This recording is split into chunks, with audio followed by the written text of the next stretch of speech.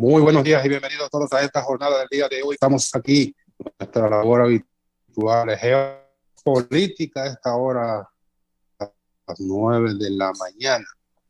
Hoy es lunes, comienzo de la semana laboral, y estamos a 25 del mes de abril del año 2022. 22 al 10 2020 al 2000. Eso cumplimos nosotros hoy 30 años, ¿verdad? 30 años que me llevó mi señora al altar. Fue al revés. Se está riendo ella aquí. Geopolítica por todas las plataformas de EN Televisión, incluyendo ntelevisión.com para los que nos siguen por internet. Y también simultáneo la Nación Dominicana.tv, el audio en tiempo real en Samantha Radio Online, que se repite a las 4 de la tarde.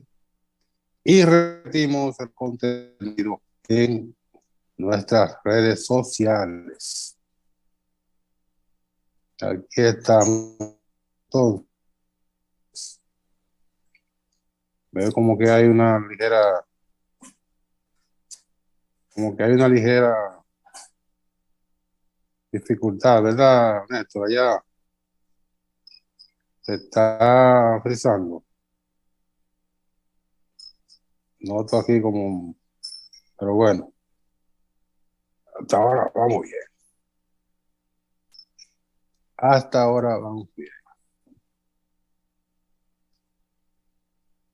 Tenemos que 22 grados de temperatura a esta hora, llegaríamos a 30 grados en el curso del día y en las horas más cálidas de ese día.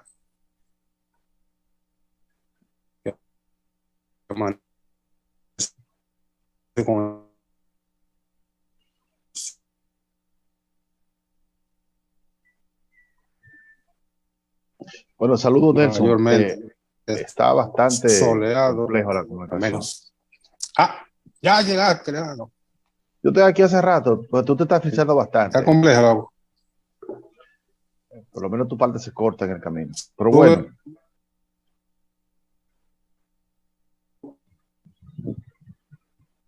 Un poquito.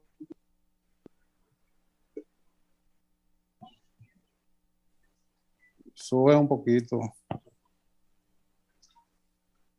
Un poquito. Ahí. Está bien ahí. Bueno. Buen día, Leandro. Buenos días, Nelson. Buenos días a todos los amigos televidentes de Geopolítica. En esta mañana histórica, 25 de abril de 2022, cuando conmemoramos el 57 aniversario de la Revolución de Abril de 1965, que se considera la expresión más alta de la dignidad del pueblo dominicano. Bueno, comenzó el 24, realmente. Sí, comenzó ahora tarde como ayer, pero hoy fue uno de los días más difíciles, digamos el 25 de abril de 65, porque todavía la gente del 24 no tenía esa... no conocía. Estaba todavía medio... Claro, la expectativa. Medio confuso, ¿verdad? ¿Qué es lo que está pasando? Pero ya el 25 ya había información de lo que había pasado y comenzaron las movilizaciones de las distintas partes. Claro, así es. Sí. 57 años, ¿verdad? 57. 57 años. De la revolución que después se convirtió en la Guerra Patria. 3 días después en Guerra Patria. Y también otro acontecimiento luctuoso que así como en 1965, en 1984 el día más sangriento fue el 25, no el 24. Claro. Empezó el 24. Pero el sangriento de verdad fue el 25. Claro, lunes 24. Y la Revolución de Abril fue domingo. Fue domingo la revolución. Sí, domingo. Y el 84 fue el lunes, regresado de una Semana Santa. No, pero en abril no fue domingo, ¿no? ¿Del 65? Ah, Sí, sí, sí, domingo. domingo. Domingo. Así es. Requete confirmado. Yo trabajé muchísimo, hice muchísimo trabajo sobre esos hechos. Incluso Hay que, con protagonistas de esa gesta. vamos a verificar ese dato, porque Sí. el Tribuna Democrática no se transmitía los domingos. No, pero el llamado que se hizo fue tomando una emisora, no fue que era ese día, estaba el programa ahí. No fue tomada, ¿no? ¿Verdad? Estaba programado, porque era el programa de Tribuna Democrática Pero, claro, que pero fue dirigía domingo. el doctor Peña Gómez. Bueno, Sí, el 84 fue el lunes y después del regreso de Semana Santa, que en esa, que no cayó una semana después de la que cayó este año. sí. La Semana Santa es una fecha bien compleja porque lo mismo puede caer a final de marzo que en la Que tercera al final semana de de, abril. que al final de abril. Sí. Es un ajuste del calendario gregoriano que fue el que definió toda esa fecha. Pues Pero bien, bueno, entonces, esos acontecimientos marcaron la historia dominicana de una u otra forma. Uno de una forma y otro de otra manera. Pero están registrados en los anales de la historia de nuestro país como acontecimientos altamente significativos en términos patrióticos uno y sangrientos por efectos sociales y económicos el otro. sí, Ahí, sobre todo recoge la esencia de la dignidad del pueblo dominicano. En su lucha por la democracia, por la defensa de los valores fundamentales, una época post-Trujillo bastante compleja y de donde se cercenó el primer gobierno democrático después de la dictadura, encarnado en el profesor Juan Bosch, y que lo que provocó exactamente su derrocamiento fue haber propuesto una ruptura con el comportamiento del pasado en el ejercicio del poder. Sí, Juan Bosch, que tampoco era una cosa del otro mundo, ¿eh? sí, Era pero de que una para forma luego, diferente, pero no era de que era un claro, gobierno comunista ni nada. no, nada que ver, hombre, reformas Eso elementales, fueron pero, alegatos criminales. pero es que esos tipos, esos retrógradas del país, asumían como el trujillismo después de Trujillo, y todavía hay gente que vive reivindicando el ejercicio de Trujillo en el poder hoy como un elemento fundamental válido. Claro, es decir, el Sí. sistema de reparto que vive la República Dominicana, eso es trujillismo puro, porque la clase dominante del país se repartió todo después de Trujillo. No, pero Trujillo dejó, espérate. Trujillo no repartía con nadie. no lo cogía para él, pero después de la muerte de Trujillo, todos esos sectores que eran trujillitas se repartieron todos los bienes del Estado Dominicano encarnado en Trujillo en la sazón. Y para ellos era Fueron, lo normal que eso pasase. fueron canibalizados. Oh, pero claro, Trujillo dejó el emporio estatal, uno de los más grandes de toda América Latina. Bestial. Bueno, de Estado. Claro. Era el más grande de América Latina y el Caribe. Como patrimonio del Estado, o sea, conglomerado industrial, comercial, de servicio, era el más grande de América Latina, del Estado. Excepto Cuba, que ya al final de la era trujillista, ya surge un Sí. gobierno socialista en Cuba, entonces estatiza todo. Pero como patrimonio que pasó al Estado, no había en América Latina uno igual. Ya. Y en nombre de la democracia, se armó un sistema de reparto, repartieron todo. Hoy grandes empresas que eran estatales pasaron a manos privadas y todavía hoy siguen siendo. Y después, años posteriores, los propios gobiernos fueron legalizando, incluso legitimando el paso de empresas privadas a empresas públicas al sector privado. Y hoy todavía vivimos la consecuencia de eso. Todavía hoy. Así es,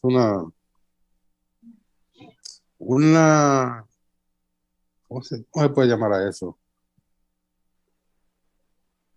Trujillo era nacionalista, supuestamente, a su Que entre modo, comillas, no era nada de nacionalista, hombre. pero a Era su manera, personalista. a su manera.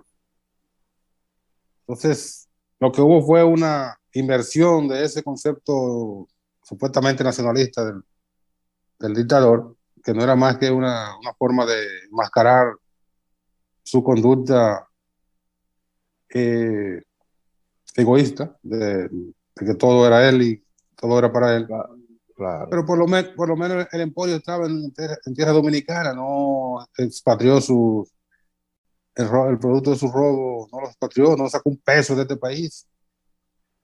Ya cuando mataron a Trujillo y sus familiares y allegados, escarbaron en muchísimos lugares a ver si habían cuentas bancarias. No tenía, creo que el negro Trujillo tenía una cuenta en Portugal de, ¿cuánto eran? Como $100,000. Que eran 100,000 pesos. Sí. Todo lo tenían aquí, porque él entendía ese nacionalismo, que no era ningún nacionalismo nada, de esa manera que había que fortalecer el patrimonio nacional, que volvemos a lo mismo, que él tenía un concepto del patrimonio nacional que comenzaba y terminaba con él. Sí. Él no distinguía entre lo que era nacional y lo que era personal. No, y ni lo que era el Estado y lo que era de él. No, Él era el porque Estado. él era Luis XIV. El ¿No? Estado soy yo. Claro. Así con esos cuentos. Y entonces todavía hay gente que vive predicando y añorando a Trujillo, completamente a Trujillo en el poder. Hay gente que va al erario público Eh, y piensa que puede repartir eso como si fuera su patrimonio particular.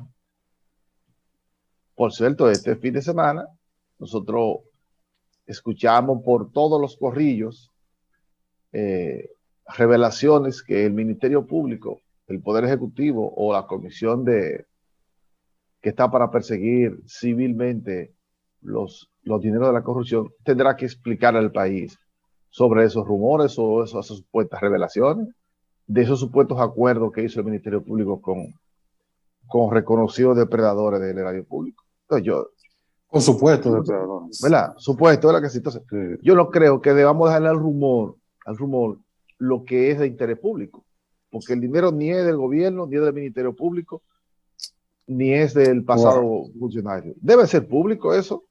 ¿Cuánto tiene el rumor? Bueno, el rumor habla de mucho dinero. Dicen que uno de No, ellos, no, no. ¿Cuántos días tiene el rumor? hoy yo estoy escuchando eso desde el jueves con nombres y apellidos. Ahora, tiene más de 2 semanas escuchando de esos acuerdos. Aquí hablamos de eso incluso. Bueno, Desde que, y rumor que dura 8 días, es verdad. claro, que imagínate tú. Todo eso es verdad ya. Tiene más de 2 semanas de los supuestos acuerdos ya. Y ya hay nombres Sí, establecidos. sí, y montos. Se ponen unos No, montos que son de verdad extravagantes,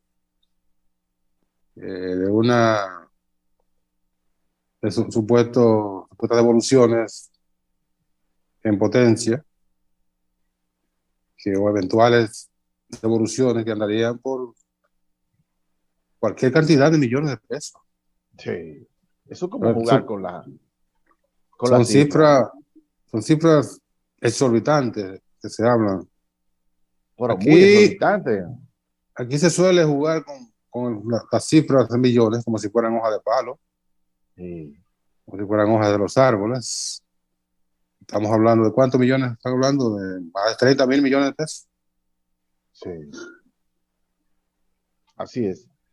Y mira, y yo no dudo de las cantidades.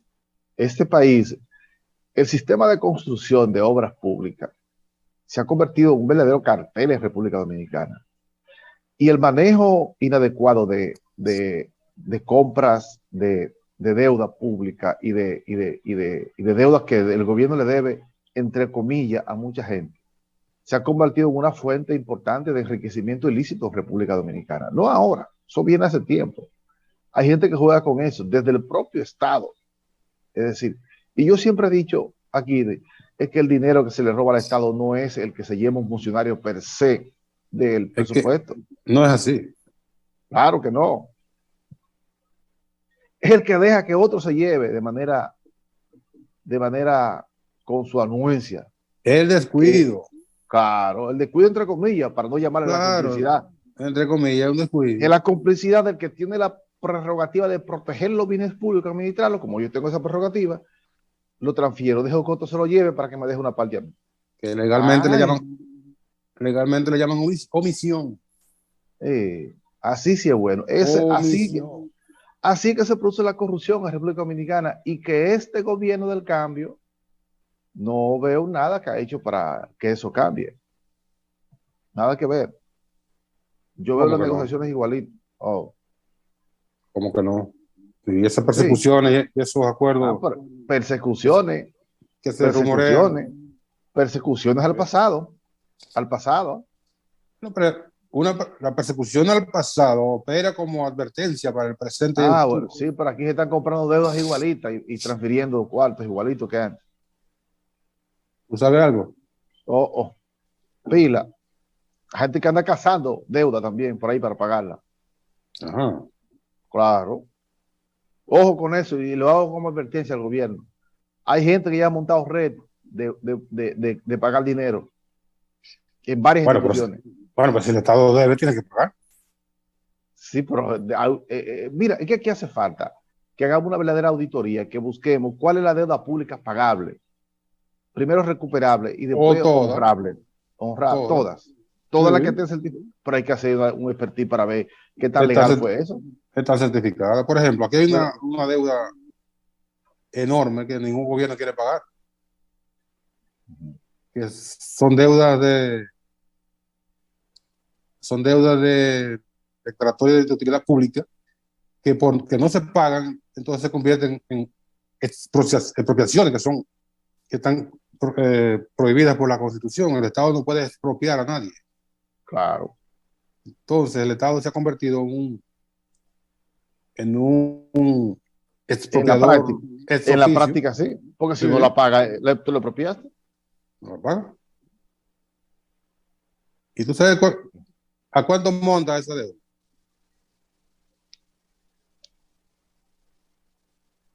Tú te quedas callado porque no sabes. No tengo idea de eso. Ni idea. Casi 200.000 millones de pesos. Fresco. El Estado le debe a particulares porque se le declaró su propiedad de utilidad pública para hacer una carretera, para hacer un barrio, para repartir la tierra entre campesinos, para hacer una presa, cualquier cosa. Y esa deuda... Entonces, el Estado no puede ser un Estado fullero. Claro, es una estafa. Es un Estado estafador. Pero ¿qué hacen los que tienen la prerrogativa de pagarla? No la pagan en su tiempo, esperan que dure algo tiempo y después le quitan el 50% del valor. Ni siquiera. Hay muchísima deuda que tiene sentencia firme ya. La Suprema Corte de Justicia que ha obligado al Estado a pagar. Y como el Estado es más grande que todos nosotros y el gobierno es más fuerte que todo el mundo, no la paga. Eso no puede Pero ser. montañas de es un estado de verdad y un estado de derecho como el que estamos, establecido en la propia Constitución, un estado democrático y de derecho. Eso no puede suceder. Te repito, aquí hay que hacer una auditoría de la deuda de República Dominicana, no solamente de la deuda pública que tenemos, sino de la deuda que hemos cogido. ¿Qué diablo hemos hecho con todos los cuartos que hemos cogido en los últimos 20, 30 años en República Dominicana? La deuda interna, no solo la interna, sino la externa. Sobre todo esa, que es la que ha permitido grandes millonarios, porque para las obras que se han cogido, no están, bueno, ¿dónde están las obras? Están ahí las obras. Sí, las obras, si tú evalúas la cantidad de dinero que hemos cogido y Ahí las están obras, el las valor obras. de las obras, anda muy lejos la realidad de eso. Ahí Muy podemos, lejos. ahí yo puedo salir un poquito en defensa Uh-huh. de la vocación de esos recursos. Uh-huh. Porque ahí están las presas, están las carreteras, están los Sí, puentes, claro están que los sí. túneles, La están autopista El las Coral, avenidas, están, la, todo la, eso, la, están ahí. la, la, la, la presa de allá Todas, que vale tres todas, veces el valor del valor presupuestado y 4 y 5 veces. todas están ahí. Todas las obras están Eh, ahí. Ahora, ya. ese era el monto que ameritaba que se invirtiera. Eso es lo que hay que ver. Esa es otra cosa. Eh, Esa es por otra lo cosa, menos, porque hay. por lo menos donde queda la obra es positivo, ¿verdad? Por lo menos queda la obra. Sí, queda la obra, por lo menos. Eso es como un consuelo de tonto. Bueno, Sí. se robaron unos cuartos, pero ahí está la obra. Es un consuelo de Carajo. tonto. Sí, muy de todo. Muy de tonto. Vamos a la pausa para que volvamos sobre el tema del. Que eso sí es verdad que no fueron tontos. Los generales del Cuerpo de Seguridad Presidencial. Venimos ahora. Sí, pero es que parece que aquí.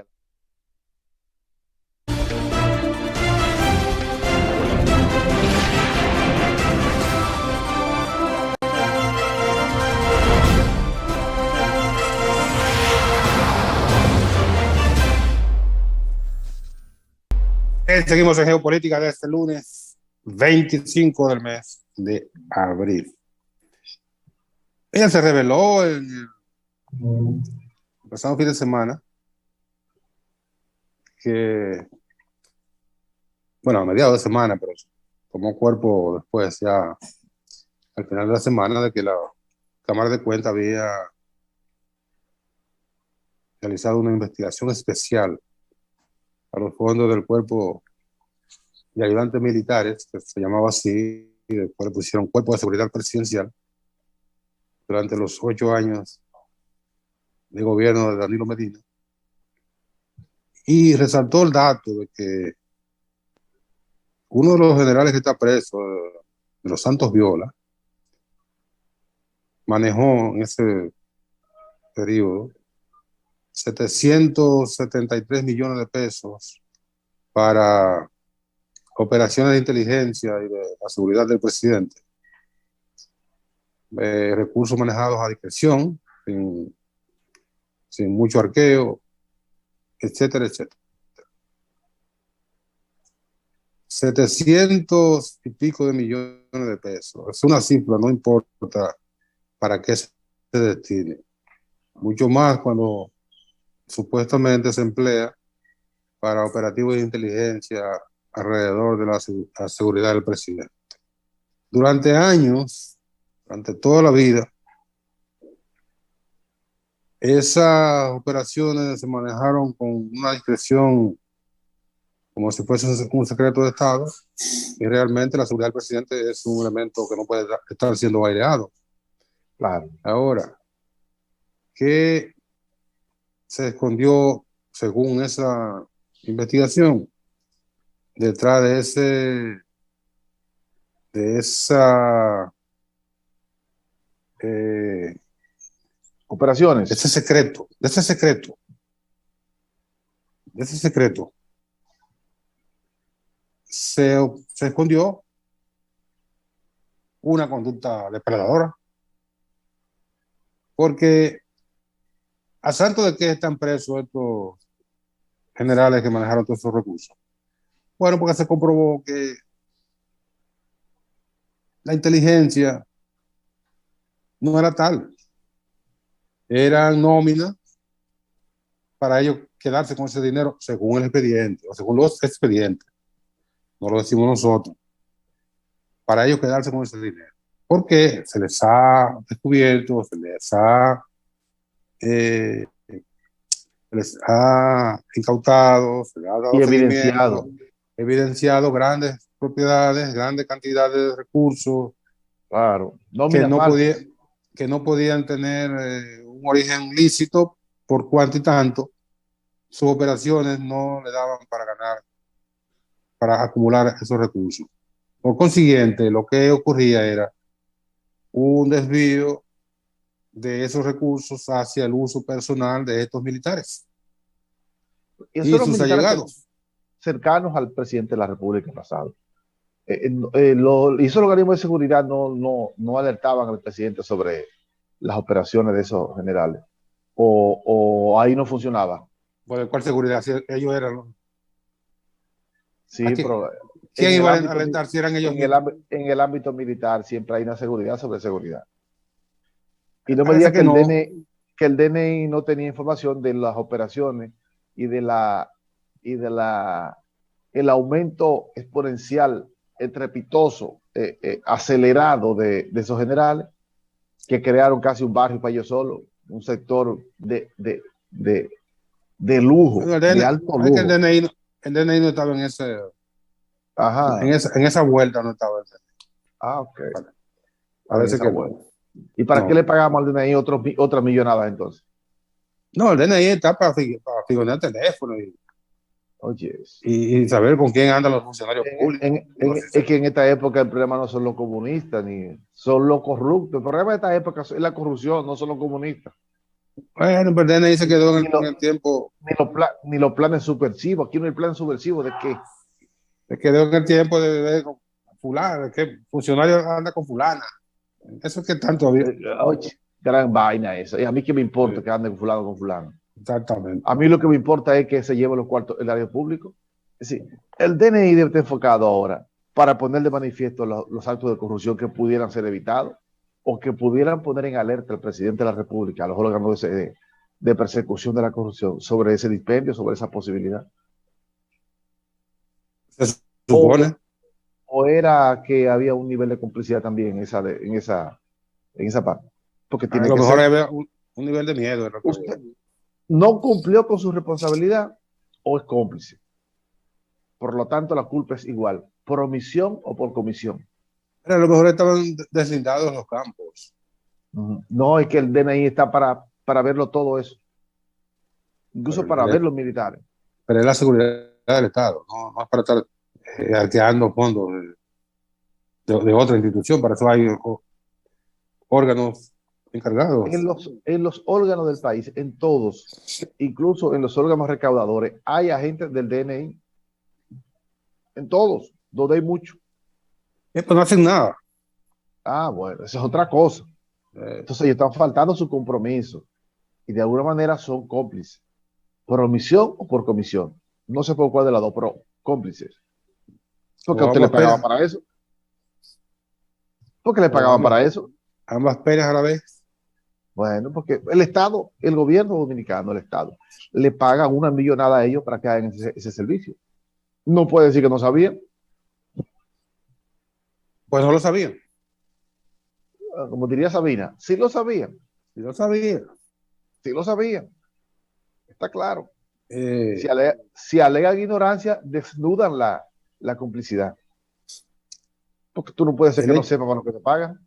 el hecho es que es una operación extravagante, extraordinaria, exorbitante y extravagante, que un solo individuo tuviera a su cargo un manejo tan discrecional de esos recursos, amparado una supuesta seguridad del Estado. El presidente es la primera figura del Estado, porque al final se comprueba de que no, que era un negocio particular, de nóminas inmensas de gente que le ponían 100,000 pesos, 200,000 pesos, le daban 10 y el resto se lo cogían ellos. Wow. Es una práctica vieja. Bueno, pero no por vieja que significa que fuera buena. No, al revés. Parece que estos operativos le van a poner fin a esta práctica tan nociva y tan delictiva, que se espera que en el futuro nos encontremos con expedientes similares, Ya. porque de algo debe valer todo este esfuerzo del gobierno, del Ministerio Público y todo este esfuerzo de respaldo de la sociedad para ponerle coto a esta conducta sinvergüenza desde las funciones públicas. De algo debe valer Claro, para el claro. futuro, digo yo. Sobre todo cuando la sociedad dominicana se ha empoderado y ha asumido la lucha contra la corrupción y la impunidad como su principal bandera. Vamos a estar claros, todo eso ha sido posible por por la instauración de un Ministerio Público independiente, evidentemente, que no está bajo la tutela aunque orgánicamente es nombrado por el presidente, pero no hay duda que hay una visión distinta sobre el manejo del Ministerio Público, porque todos conocemos las experiencias pasadas.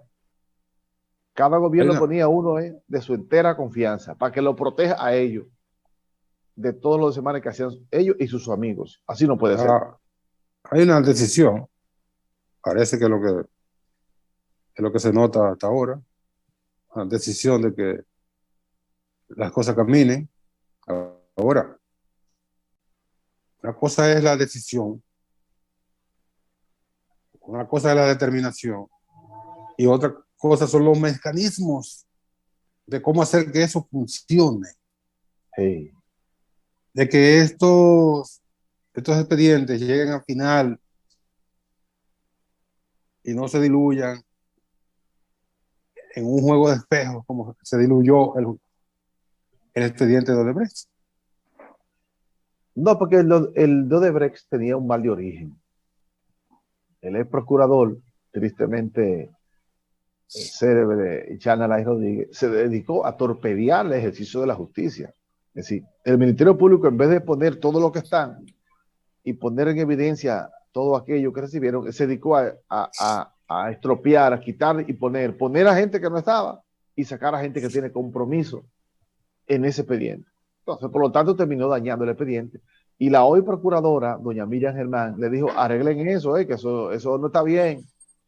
Y eso le costó inclusive la malquerencia hasta del propio presidente de la República de entonces, que terminó haciéndole un escarceo público, tratando de desmoralizarla en el Consejo Nacional de la Magistratura, en un acto penoso. Le hizo un juicio moral. Claro, un juicio moral. Un juicio moral sin formalidad. Así es. Para tratar de descalificarla, como en efecto la sacaron de la Suprema Corte de Justicia después de tanto tiempo, pero no lograron su aquilatada ejercicio público y pulcro le dio la suficiente fuerza para ser después reconocida por el próximo gobierno y ponerla entonces en manos de ella el Ministerio Público. ¿Qué le parece? Esas son las vueltas que da la vida. Así es. Y yo recuerdo que ella le dijo, cuando Jean Alain acabó, ¿verdad? Yo lo que quisiera que esto fuera de doble vía, que fuera yo que estuviera preguntándole a usted, para que usted vea cómo las cosas serían distintas. Abusador. Bueno, eso es lo que uno espera, que la cosa... Así es. Ayer hubo elecciones, segunda vuelta sí, ganó ampliamente Macron. Sí, Emmanuel Macron.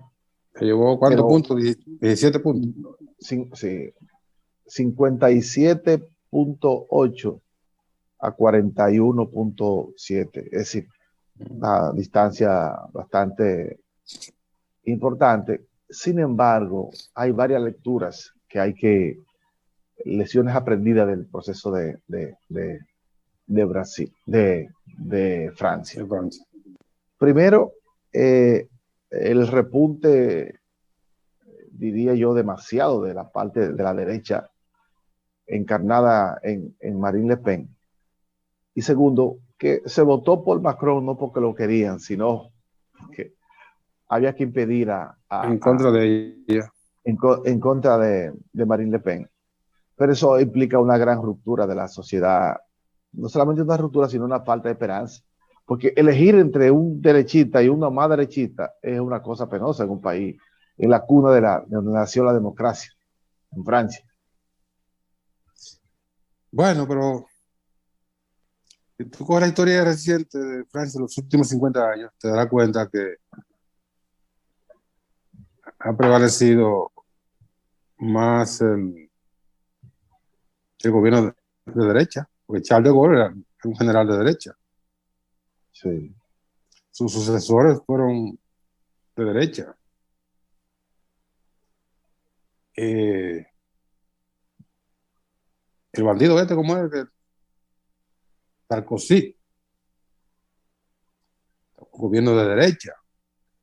Haya prevalecido gobierno de izquierda, de Mitterrand, de Chirac y de Hollande. Pero si cogemos el tiempo, han sido más gobiernos de derecha que otra cosa que han operado en Francia después de la guerra. Sí, pero eso de izquierda, una izquierda que no es izquierda, porque es la izquierda de esa parte del mundo, que no tiene nada que ver con Socialdemocracia. izquierda.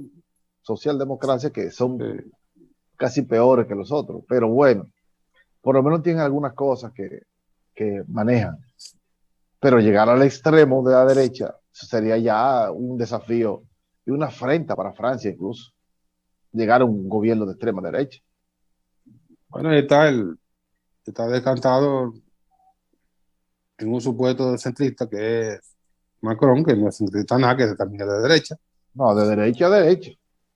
Y Le Pen, que es de ultraderecha. Entonces, la mayor parte de la agenda francesa es de derecha. El partido de izquierda de Mélenchon, que quedó en tercer lugar, Muy cercano, a Le no, Pen. no ha podido rebasar Sí. el 20% en En las dos dos elecciones, elecciones. en dos elecciones consecutivas se ha quedado en el 19%, a punto Es una, de clasificar y no ha podido. es una votación importante que puede ser que se esté construyendo una opción de ese modelo de izquierda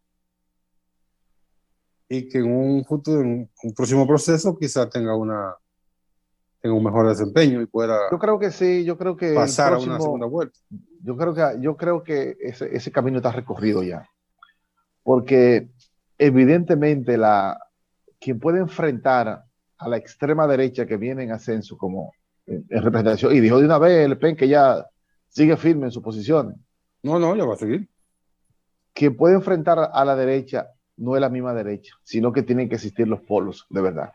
Y creo que crecerá la izquierda para poder enfrentar de verdad a esa posición extrema en Francia. En, Ojalá que sea clase, así. en Francia hay una clase media y una clase alta muy conservadora, y es, en definitiva, la que tiene el mayor peso electoral, no la clase baja, que es una clase, lo que se llama clase baja europea, Sí. que no una clase baja como la No de es tan estos países paupérrima que, como la nuestra. no, no, pero la Es clase de trabajadores, una clase baja que tiene su sistema de vida, digamos, estable. Vive con lo que trabaja. los trabajadores de las fábricas, las industrias, el comercio, pequeños y medianos empresarios y comerciantes, que forman esa clase que está por debajo de la media europea, que es una clase media europea, una clase media fuerte, y mucho más lejos de la clase alta. Pero la clase media y la clase alta son los que tienen el mayor peso electoral. Si los socialistas de verdad no logran conectar con esa, por lo menos con la clase media, van a tener muchas dificultades para construir un polo de poder real en una próxima elección. Eso lo saben ellos más que nosotros que estamos a distancia, Así teorizando es. desde aquí, y tienen todas las informaciones y todos los estudios de que les dicen que es por ahí que tienen que caminar a conquistar esa parte. Vamos a la pausa y regresamos. Bueno, no, ninguna pausa, fíjate. Vamos a seguir. Debíamos ir a la pausa. No. Una Sí, pausa. sí, llévate de mí. Bueno, vamos a la pausa y venimos en un minuto.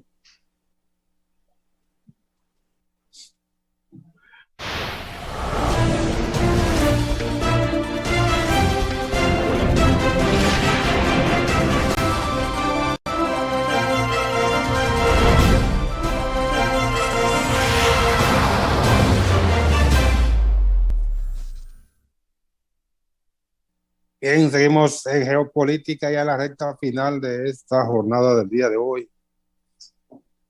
Leandro tuvo que ausentarse, tiene una cita previa que debe cumplir. Bueno, el día de hoy amanecieron varias provincias del Cibao en un paro de labores, paro de actividades, reclaman muchísimas cosas al gobierno. Y como siempre ocurre, lo primero que aflora en estos movimientos de protesta es el desorden. Se está reportando que están incendiando neumáticos y situaciones de violencia en algunas de estas provincias, particularmente en Santiago. Vi el reporte ahora en Santiago, creo que también en Macorís, San Francisco. Pero vamos a ver qué dice el reporte. Esto están quemando neumáticos en Santiago, no hay tránsito en esas provincias, Santiago, en la provincia del Cibao. Entonces,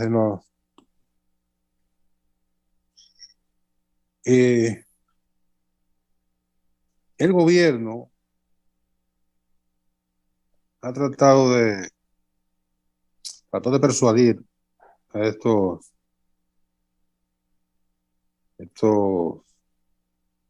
organizadores de la huelga, que está auspiciada por una llamada coalición de organizaciones sociales y populares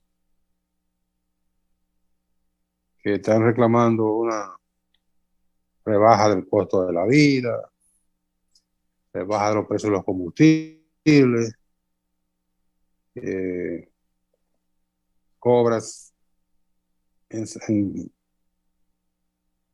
esa provincia, y también servicio de agua potable para esos pueblos y comunidades, rebaja de la tarifa eléctrica, rebaja de los precios del gas y demás combustibles, apoyo financiero directo a los productores agrícolas, porcicultores, ganaderos, pequeños agricultores, planes de seguridad ciudadana que incluyen empleo digno, educación técnica para los jóvenes, aumento general de salario para los empleados públicos y privados, trabajadores, eliminación de las ARS y puesta en marcha de un nuevo sistema de seguridad social, programas especiales para madres solteras y jóvenes sin empleo, reajuste salarial para los maestros, agrónomos y trabajadores, por los derechos reproductivos de la mujer. Oye, una sarta de cosas que mañana ahorita el gobierno convoca a una reunión con la cabeza dice, si vamos a hacer eso, vamos a coger toda la demanda que ustedes están planteando. Cumplir todo eso se lleva por lo menos 10 años. Eso es ganas de joder.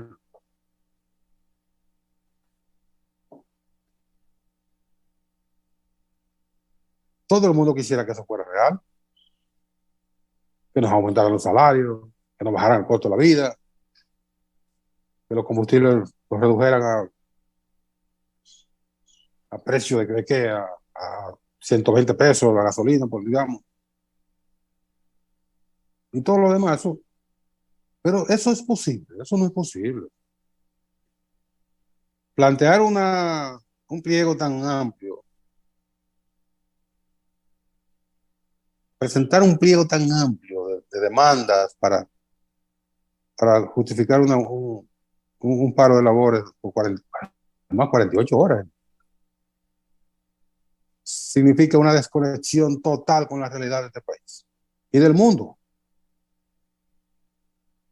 Una realidad total. Me llamó la atención que un grupo tan beligerante y muy presto siempre a la protesta y a los reclamos e incluso al desorden,